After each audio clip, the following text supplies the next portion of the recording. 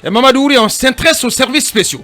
Oui, les services spéciaux dirigés par Koné. Dirigés par Malik Koné, qui a donc fait l'objet d'une nomination récemment. La question est de savoir, est-ce que Malik Koné peut désormais travailler? La réponse que moi j'y apporte, c'est qu'il peut faire semblant désormais de travailler. Semblant? Oui, parce qu'on fait semblant en Guinée de lutter contre le crime organisé et notamment la lutte contre la cocaïne, la drogue et tout le reste. Figurez-vous que Malik Koné a été nommé à la présidence de la République chargée des services spéciaux le jeudi 24 mars 2022 et il prend fonction le 15 mars 2022, soit 22 jours après sa nomination. Et tout le monde sait que depuis l'arrivée du CNRD, leur modus operandi, c'est qu'il faut aller vite. On a nommé les ministres, vous avez vu, dès qu'on les nomme le lendemain, ils prennent fonction.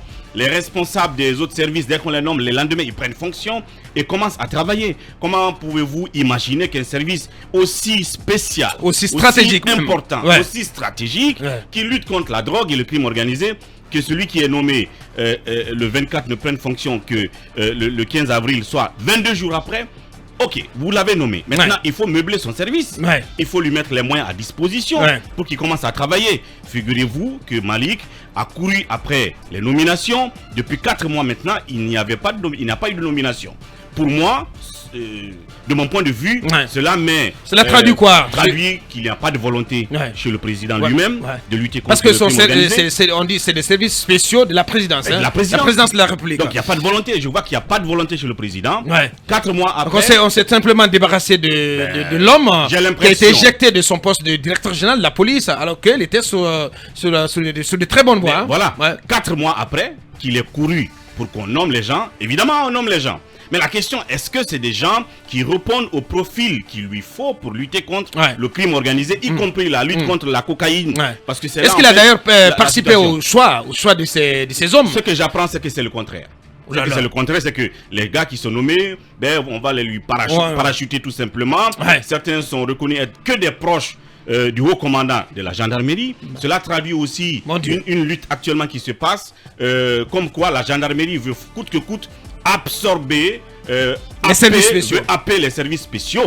Donc pourquoi? Parce que régulièrement on voit le haut commandement de la gendarmerie notamment aller sur le terrain de la lutte contre le trafic et contre la drogue, justement. Donc il y a un sérieux problème. Notamment contre comment on appelle ça, le produit, la tramadol, ou comment on dit, le tramadol. Le tramadol, voilà. Regardez le stock de cocaïne qui a été saisi récemment.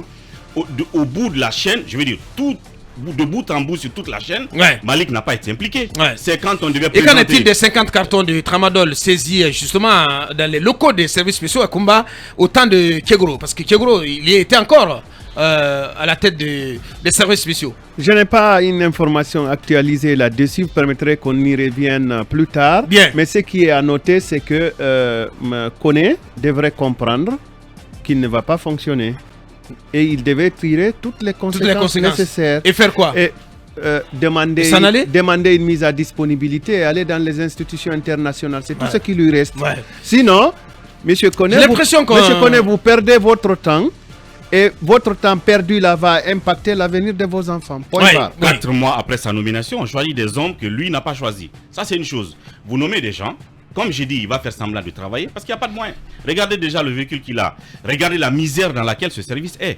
Qui lutte contre la drogue, la cocaïne, le crime organisé. Des gens qui sont friqués, qui ont des moyens d'influencer. Vous nommez un agent qui est influençable avec 20 000 euros, avec 50 000 euros. Comment voulez-vous qu'on lutte contre la drogue? Il n'est même pas sécurisé parce que qui lutte contre la cocaïne doit être sécurisé lui-même parce que c'est une nébuleuse. C'est des gens qui ont des capacités de nuisance.